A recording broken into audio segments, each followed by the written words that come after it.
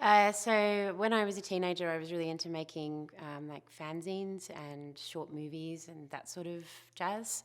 So I actually, well, the thing I was very passionate about getting into was probably something to do with like music and movies. That was where I was. Um, but when I was about 15 or 16, that was sort of when the internet kind of started to happen, and I started to get interested in like interactive, well, the world of the web and what that was. And at that point, no one kind of really knew what it was or what it was going to become, but I knew that it was something really exciting.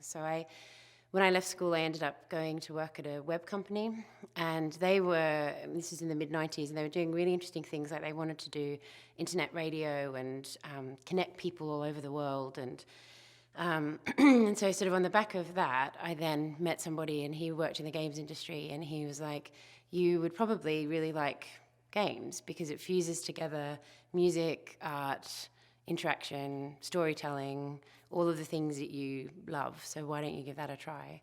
And I then at the sort of same time I moved to England, and in England there was an industry, and I just got a job. I started like as a production assistant or sort of whatever that, like that kind of level.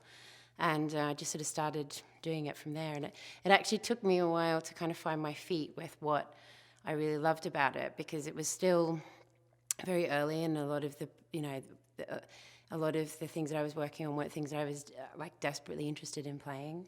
But yeah, so it was a kind of like I got in there via other interests, and I'm really, very happy that I ended up fusing those together and getting into it.